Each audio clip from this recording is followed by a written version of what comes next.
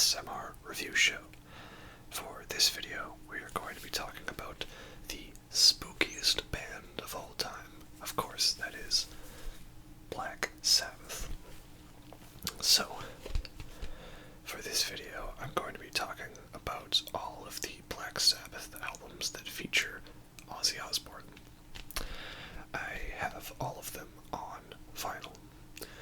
I'm not going to be going over the non-Ozzy albums as much. I might give a little passing mention to them, and that's basically because I don't have all of them on vinyl. But if anyone wants to mail me a copy of Heaven and Hell, I will gladly accept any offers. With that, let's talk about the history of the band.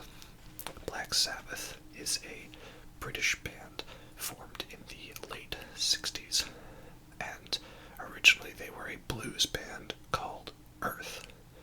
They changed their name because there was another competing band of the same title at that time.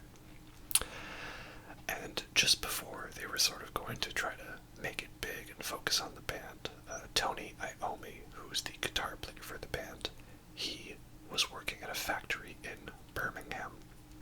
And on his last day there, he suffered an industrial accident where he lost the tips of his fretting fingers. And this meant it was very difficult for him to properly play guitar, because with the tips of his fingers gone, he couldn't really properly press on the strings. So he played a lot more bar chords, because that involved just using the length of his fingers for the riffs. And he would eventually tune his guitar to a lower tuning so that there was less tension on the strings, and their bass player, Geezer Butler, would follow. This is what led to the very low, doomy sound that Sabbath has become associated with. The other thing that helped them get their image was the 1960s horror film called Black Sabbath, starring Boris Karloff. The band decided they wanted to go for this horror imagery to make themselves stand out from other bands at the time. And one other incident inspiring the title track off of their first album, also self-titled as well, was, I believe it was that Ozzy Osbourne, the singer, gave Geezer Butler a book about the occult and dark magic and stuff like that. And he awoke in the middle of the night to see a figure in black standing at the entrance to his bedroom. And then when he woke up, when he remembers waking up, the book was gone.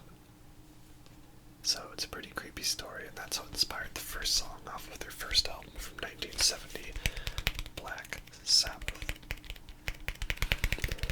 So, really love this imagery, this ominous sort of cottage and this woman. This is really a good exemplifier of the music you're going to be listening to on this album. So, what I like about this album is this really highlights how Black Sabbath was at the start, a blues band first and a metal band later. Because there are songs that are pretty heavy for the time and are very dark and creepy, but also there's a lot of very bluesy jam and jazzy elements to it.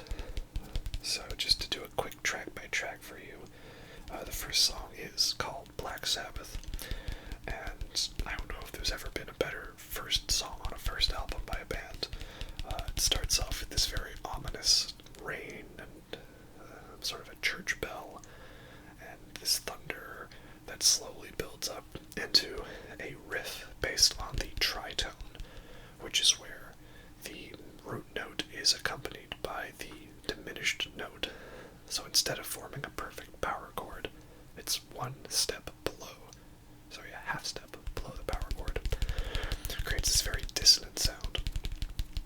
And also, the riff is played with a trill, where Tony Iommi alternates between tone notes very fast. And this trill is something that was considered to be the work of the devil in medieval music, so it was avoided. So that song is easily one of their best and really highlights what their music is going to be like. But also, there's a lot of upbeat sort of jamming songs, like The Wizard, which was inspired by Lord of the Rings, or Wicked World. What I also think is interesting is that even though they're all separate songs on CD versions, they're listed. These songs here are listed as one, like the songs Behind the Wall of Sleep and NIB. And that's because there's all these different parts that flow into one another. So it kind of seems very like strange to put a bunch of songs listed as one, but they all flow together, so it works. So all in all, I think this is a great debut album. It was released on Friday the 13th as well, and really sort of set the standard for what their music was going to sound like and how they would evolve in further albums.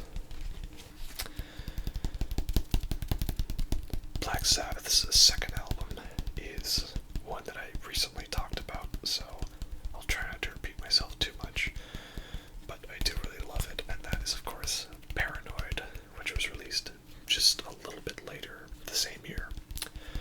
And this one is probably the album they're most famously known for. Nice picture of the band here.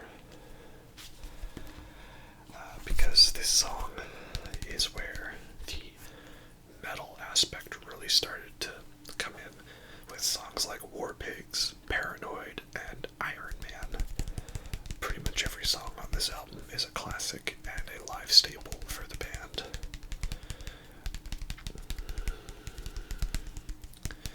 I think they really started getting into what they lyrically wanted to talk about, because there is this doom and gloom of sort of a depression from the post-60s hippie movement sort of dying out, and also a look at the sort of destabilizing effects drugs have on the mind.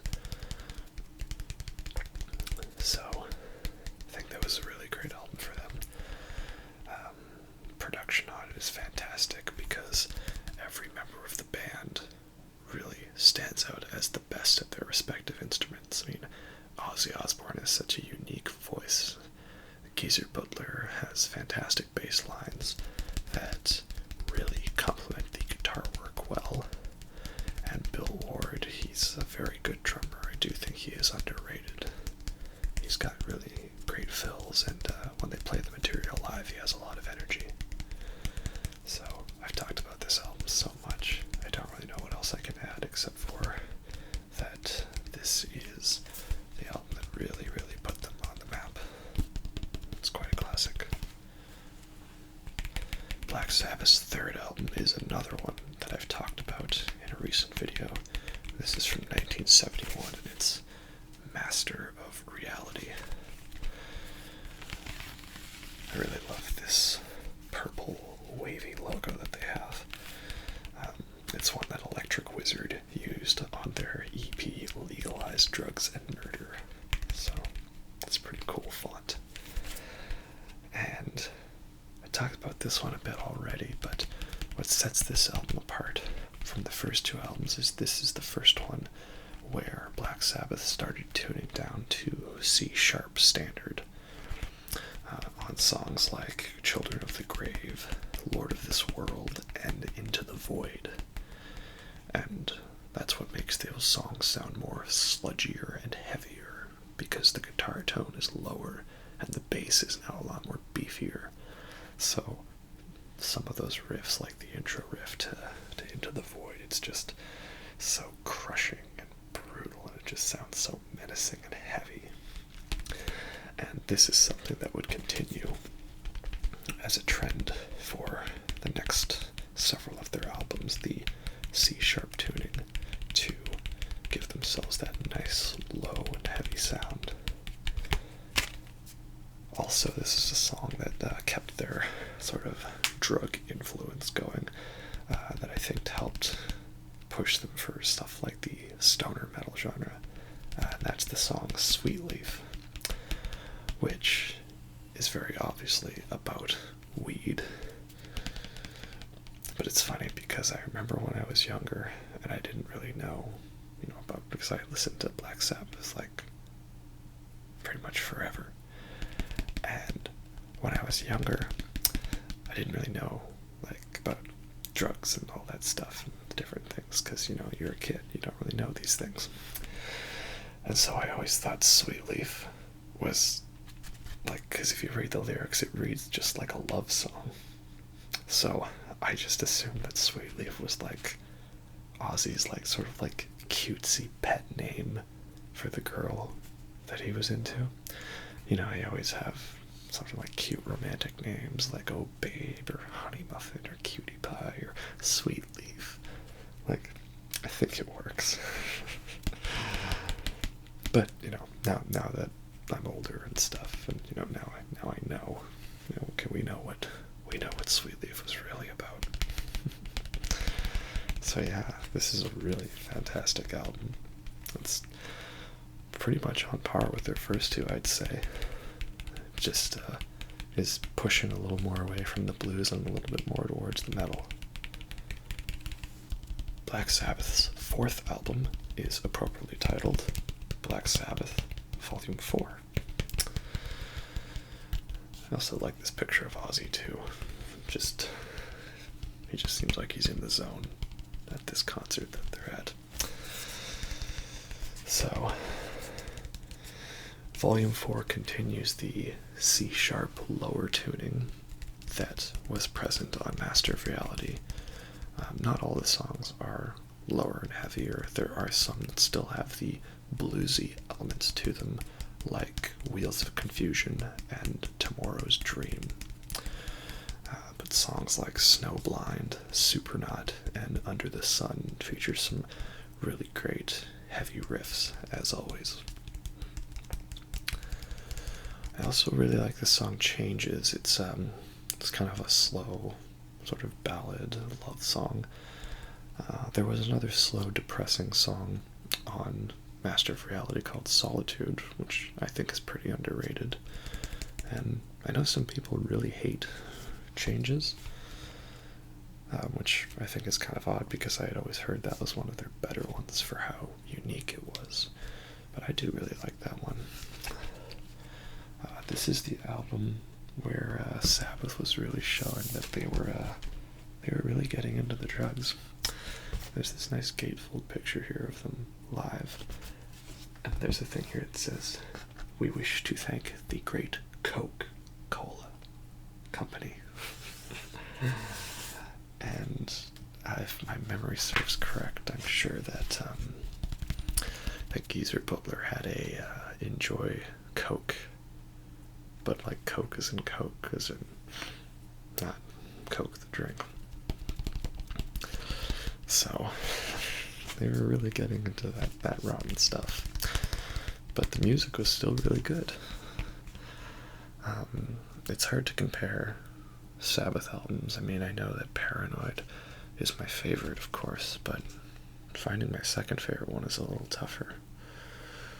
I try to look at the individual songs for that. My favorite on Volume 4 is probably Under the Sun. It's a great heavy riff, and I love the instrumental ending to it, all the different guitar layers. I am sad that when they performed it live on the reunion tour, there were some times where they only played the main part of the song and not the ending, but they added it in later, so I think that was really good of them. Next, Black Sabbath's fifth album from 1973 is Sabbath, Bloody Sabbath. I absolutely love that title. I think it just sounds so awesome.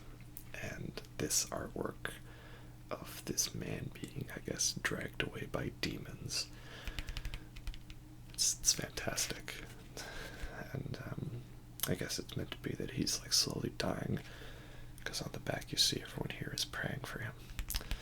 But in reality, I guess he's getting dragged to hell. So this album was where things started to get a little complicated for Sabbath's production. I know Tony Iommi, he was having trouble coming up with really great sounding riffs, and I'm not sure if it was either for this album or the next one, but I'm pretty sure the band actually like rented out a castle for him to live in so that he could sort of get in the mindset, in the zone. But despite this and all the other issues they were having, this album still is pretty fantastic. As an overall album, I might like it a little less than their first four, and that's just because some of the deep cuts on this album, they aren't as great as the deep cuts on the previous ones, but the great songs on this album are just as great as all the other classic Sabbath songs. There's the title track, Sabbath, Bloody Sabbath, which has one of my favorite opening riffs to a Sabbath song. I'm not sure where would be the best place to start someone listening to Black Sabbath. You could probably pick and choose if you like either the song Black Sabbath, War Pigs, Paranoid, Iron Man, but I think Sabbath Bloody Sabbath is a nice place to start. And then there's a few really good songs I think are underrated, like A National Acrobat and Sabracadabra. Those ones also feature some nice low tunings and some heavy riffs, but there's enough weird jamming on them to keep them with just a bit of that blues influence. I mean, Sabbath gets credited as being the first metal band, and I do think that's an appropriate statement.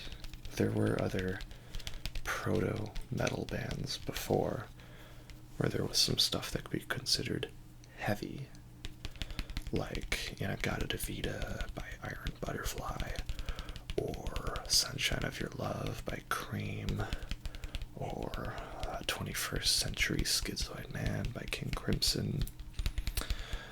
Sabbath was the first metal band, but I don't think it was until the 80s when bands like Judas Priest really hit their stride with songs like Breaking the Law and Screaming for Vengeance, where the blues element was taken out of metal and the metal part remained.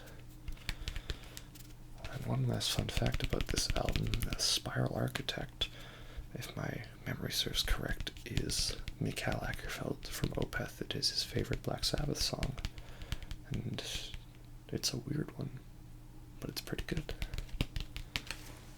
When I did a video for my top 5 favorite albums, I mentioned how Paranoid had one of the best worst album covers because of how silly it was, but also how 70s it was and how cheesy it was. But it is not the worst best Sabbath album cover. That honor belongs to their 1975 album, Sabotage.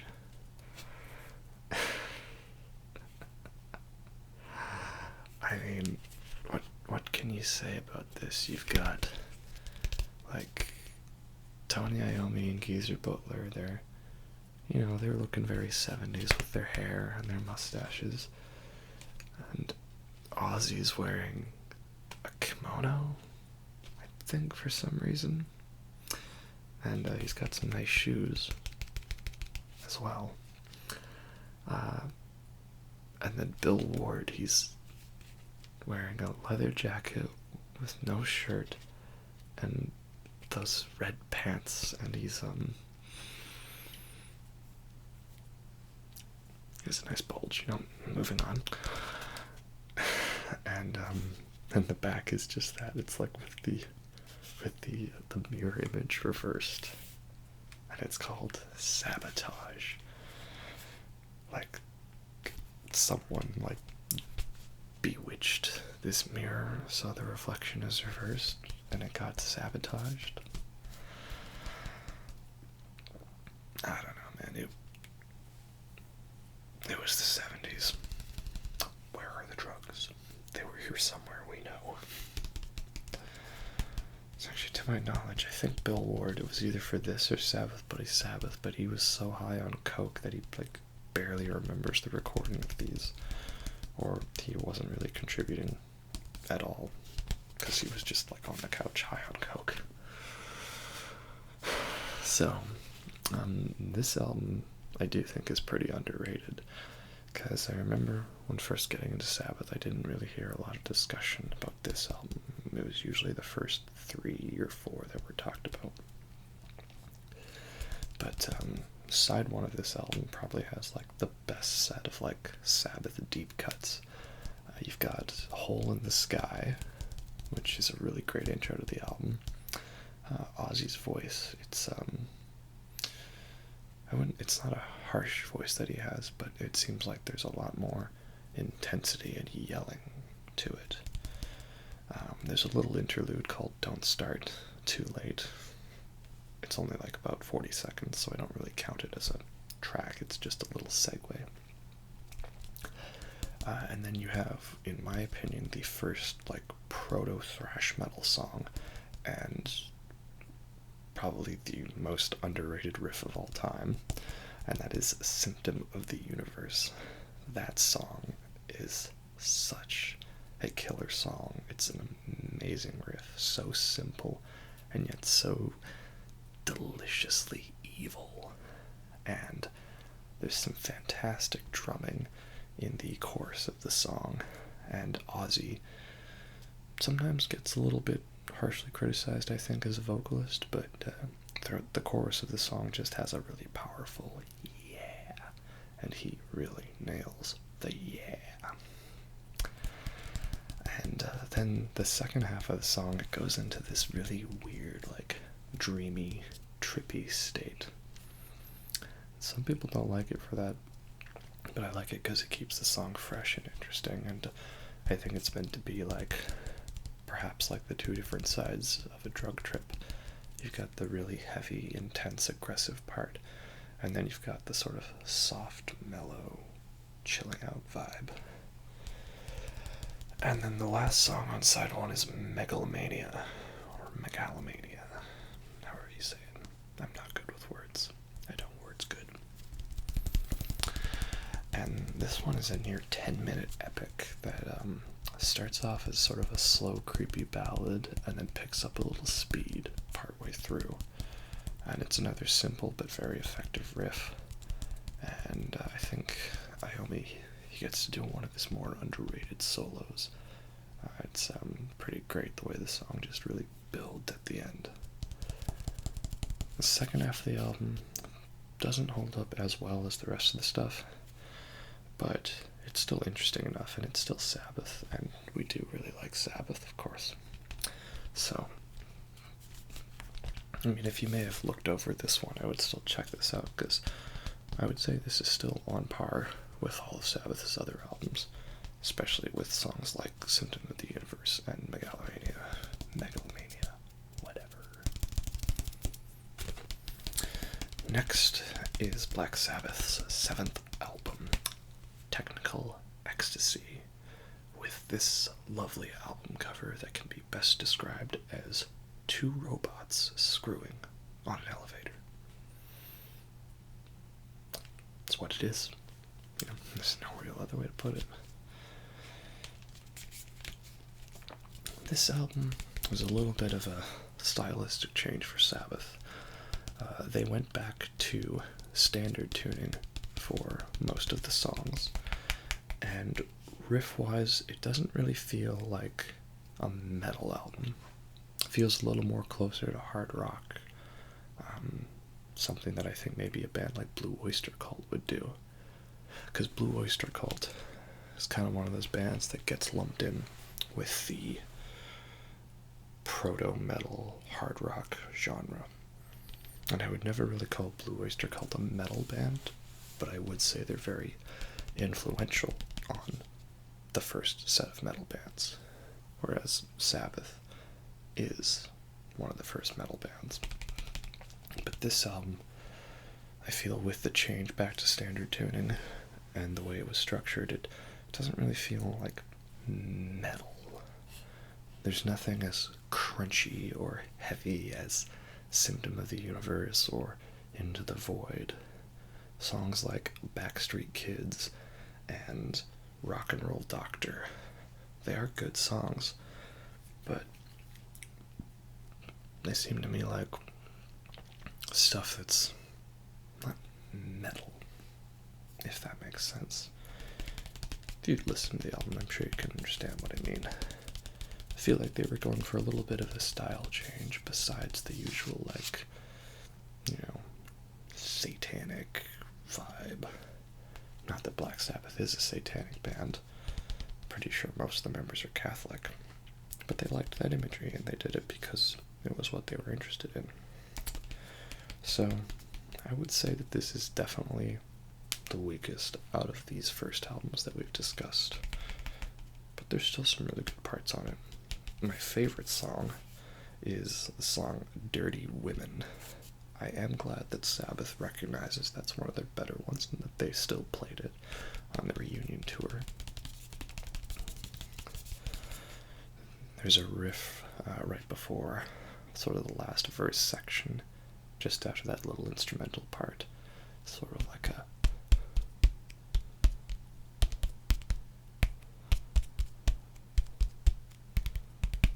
if that translates well. But that's one of my favorite riffs from Sabbath. And Iommi gets what might be his best solo for the second half of the song. The song has this nice sort of descending D chord arpeggio sort of thing. And the solo just sort of keeps going over on top of this while the drums keep building. It's a really great end of the song. And I would say it still makes the album worth it. I mean, a not so great Black Sabbath album, still better than a lot of other bands' best. So, the last Sabbath album with Ozzy for a long time was 1978's Never Say Die. Now, first of all, can we point out that that's the Triforce there? So, was The Legend of Zelda inspired by the worst Black Sabbath album with Ozzy? I mean, I think it's a cool logo and everything, but it seems a little bit of an odd place to get your inspiration from. Anyways, all jokes aside, Never Say Die is a mixed bag of an album. So, this album, I'm pretty sure they were recording in Toronto, Canada, or at least Ontario. And it was like the dead of winter when they were recording it, so as a fellow Canadian, I mean, winters, they can get a little bad sometimes. Not as bad as some people like to stereotype, but still, understandable. And it was a miserable experience for the band recording this album. And I know Ozzy, he actually, quit the group for a little bit, and then came back, and then quit again. And the band was kind of breaking down, there was a lot of infighting, and they were not on their A game. I'm pretty sure on the tour for this album, the opening band was a new and upcoming hotshot band called Van Halen. And my knowledge of what I heard is that Van Halen totally blew Black Sabbath out of the water on their own tour. A little embarrassing. But to actually properly look at the album, I mean, the first half is, I would say, still actually pretty good. I'm not sure why, but on the back here the track listing is out of order. But, I mean, I know what songs are on the first half. There's Never Say Die, Johnny Blade, Junior's Eyes, and A Hard Road. And all those songs, they are similar in style to songs from Technical Ecstasy, because they're, I believe, in E tuning, and they sound more hard rock than metal.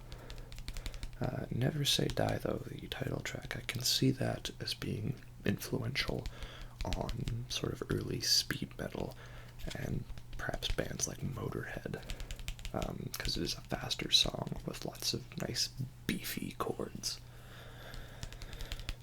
And I would say the first half is still pretty good in terms of first half of Black Sabbath albums. That is the interesting thing. If you look at the first half of each Sabbath album for their first 8, the first half of every album is kind of perfect, even the not so great ones. But for me, it's the second half of this album where it really all falls apart, unfortunately. And that's just because the songs start becoming really forgettable and weird and not interesting. Like, Over to You and Shockwave and Air Dance. It's not like they're bad songs, but they're just kind of bland. There's nothing really interesting about them. The only thing I can say is that Air Dance, the intro guitar riff is kind of cool. That's about it, really. And then, Breakout and Swinging the Chain. Those songs are probably the worst out of the original Sabbath set of albums, not including the weird special effects songs like FX. Breakout's got like a saxophone solo, I think, and Swinging the Chain, Ozzy wasn't around to do the vocals for that, so they had Bill Ward do the vocals, and he's a good vocalist, but it just seems kind of out of place. I forgot to mention for Technical Ecstasy that he did the vocals on the ballad It's Alright, and his vocals for that song worked because it gave it a unique sound in a good way, but here it just feels kind of out of place. So it was a shame that for the longest time this was the album that Ozzy Sabbath ended on, but thankfully that changed after a little bit, though. Now you might be saying, where's Dio Sabbath? Where's Tony Martin's Sabbath? Where's Glenn Hughes' Sabbath? Where's Ian Gilliam's Sabbath? Well, maybe some people don't care about those last ones as much. I mean, you can see over here that I do have Dehumanizer, which is a Dio era album. The thing is, I don't own every other one on vinyl, and I don't really have as much to say, but I still do want to talk about them to keep the list complete. So I'm just going to quickly look over to my iTunes and just quickly give you a few thoughts on the albums. So the next album after Never Say Die was Heaven and Hell, which was from 1980, and that was the first one with Ronnie James Dio as their vocalist. He had previously sang for Ritchie Blackmore's Rainbow. Ritchie Blackmore, of course, being the former guitar player for Deep Purple. So it was kind of interesting about how these bands sort of connected in this way. And Heaven and Hell is actually a very good album. Some people like to hate on all the Sabbath that doesn't have Ozzy as the vocalist because it's not true Sabbath. But I think he did a fantastic job of bringing his sort of operatic and grandiose style to the band. And with some of the songs in E-flat tuning, it has a bit more of a unique sound that we hadn't really heard on Sabbath up to that point. And the title track, Heaven and Hell, is easily one of the best Sabbath songs, not just from the Dio era, but of all time. They did an album after that in 1981 called Mob Rules. This one is also pretty good. Not to the same level as Heaven and Hell, but still a pretty good one. The title track on there was featured in the movie Heavy Metal, in a really great scene that actually perfectly encompasses the lyrics. I'm not sure if, which was made first, if the scene was based around the song, or the song was made for the scene.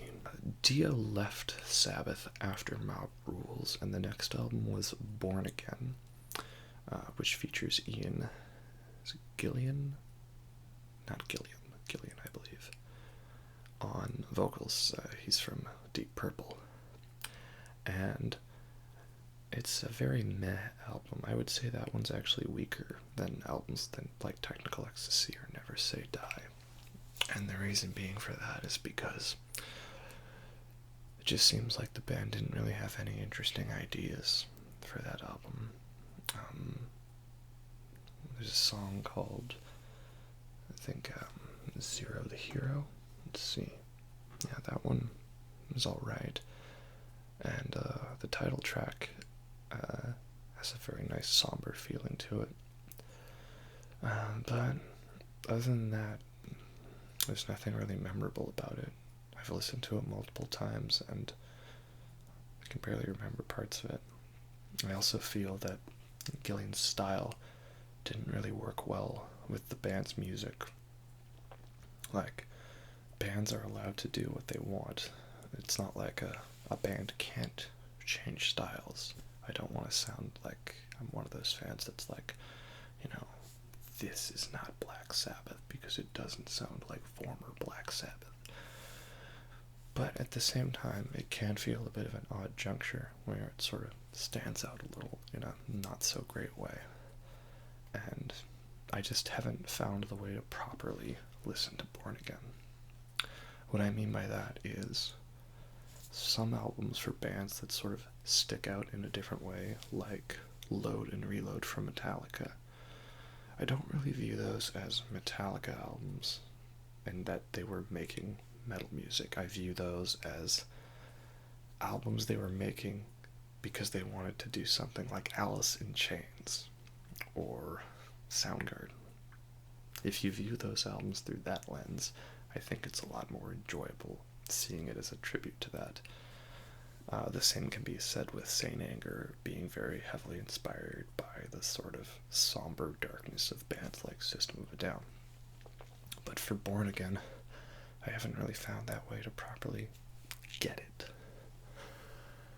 After that, the next Sabbath album was Seventh Star, and I'm pretty sure Tony Iommi is the only original member of Sabbath on this album.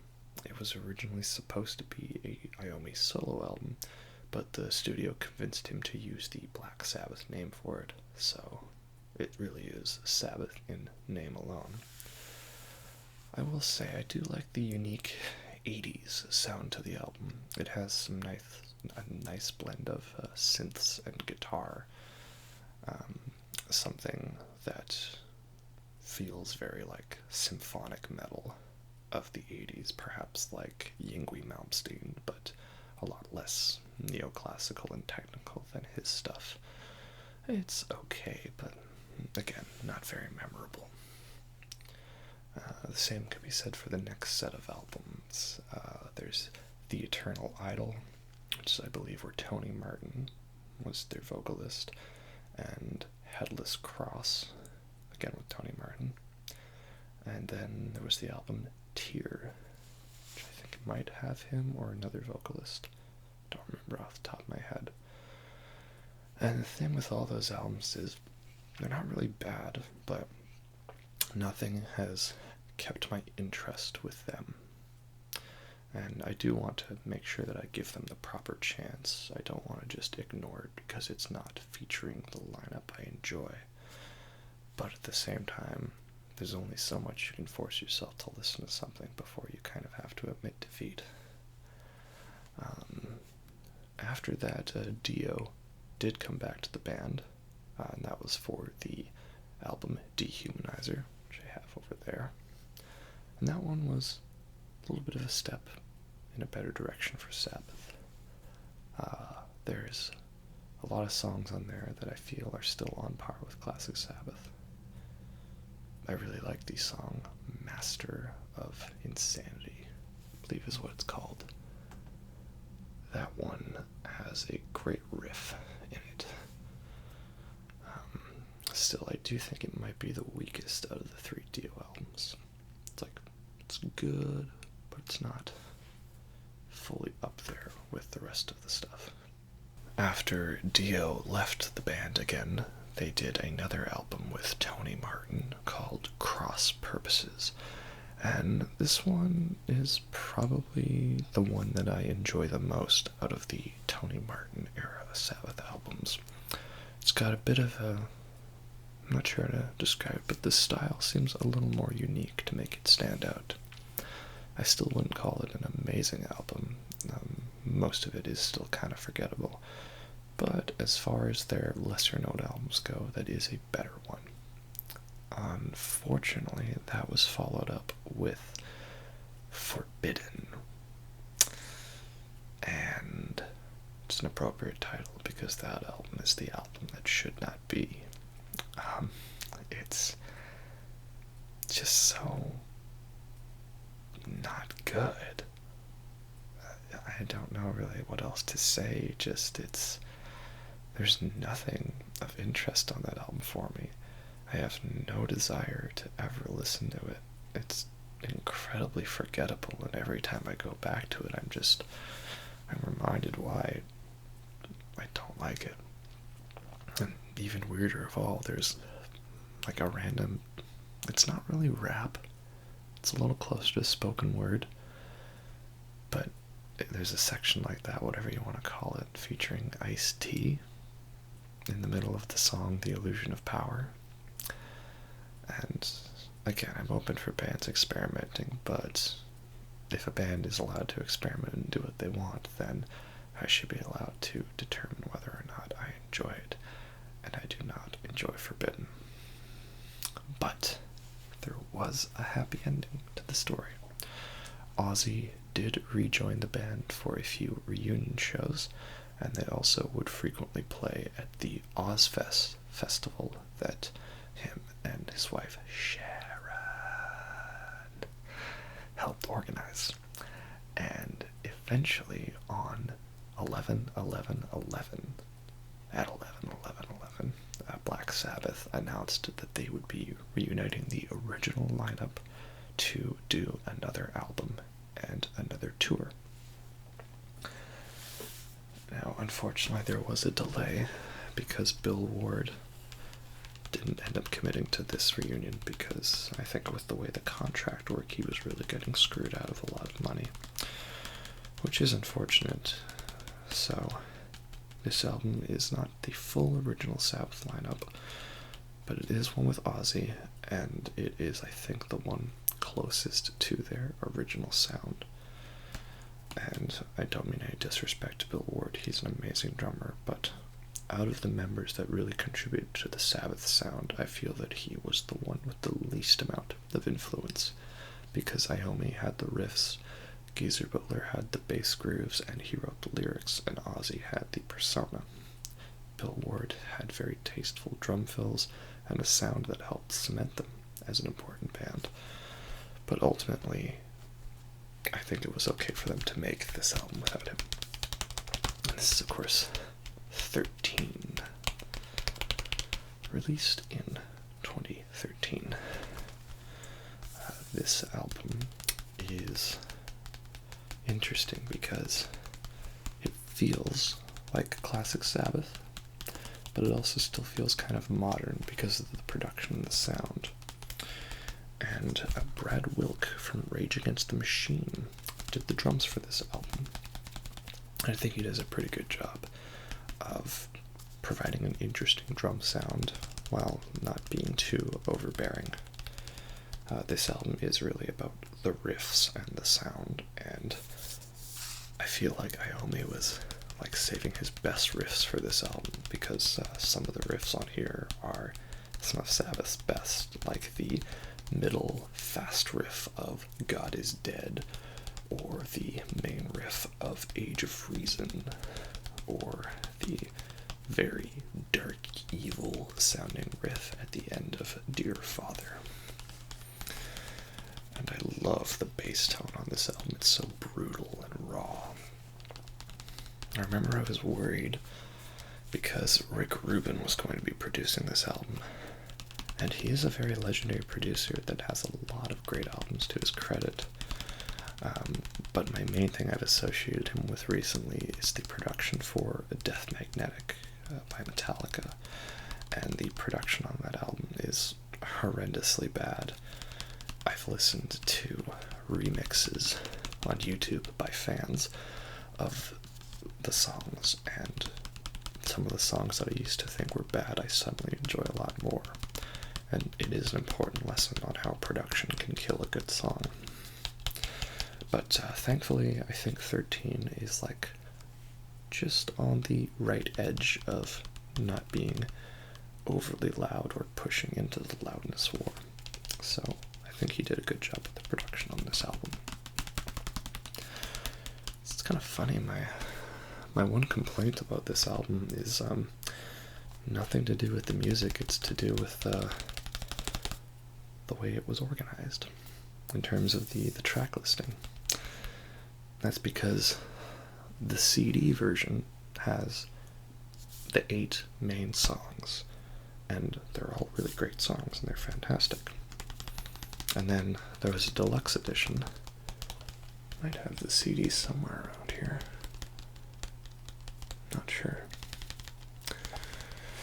But there was a deluxe edition that had a bonus disc with 3 songs, I believe. Something like that, 3 or 4. And they're pretty good. There's a few good tunes on there. But I'm just wondering why they felt the need to put the bonus songs as an entirely separate disc when it could all fit on one disc easily, because it isn't too long of an album. And then to make things even more annoying is there's a 4th or 5th bonus song called Nativity in Black. And I remember when they were posting teasers for the album that they had a clip of that song playing, and I thought the main riff sounded amazing, and I of course heard it wasn't on the album, so I knew it had to be this extra song. And that song was only available on deluxe versions of the album if you bought it from like Target or Best Buy or something, or from a specific store. So that's kind of annoying. And while I do like having the album on vinyl, I think it was a missed opportunity to put the extra songs on here, because it is a double album and everything. But now it's like an album that's only about 50 or so minutes spread out on 4 sides, and so it just feels like you could fit a lot more music on there. Like the Porcupine Tree album that I talked about in my other video, they decided that since it was spread out onto 2 vinyls, to use that space to put the EP of bonus songs, no recurring, into the same package as the album. I think it would have been a good thing to do that for this one, but that's just me. It's not like a deal breaker or anything. So Sabbath did a reunion tour after this, and it was great. I saw them on both legs of the tour that they did, and they've played their last show, and as they say, they are done. They are finished. The band may be gone, but the music will live on forever. They have cemented their place as one of my all-time favorite bands, one of the most influential bands on the hard rock metal genre. I am never going to get tired of listening to them, and I love Black Sabbath so much.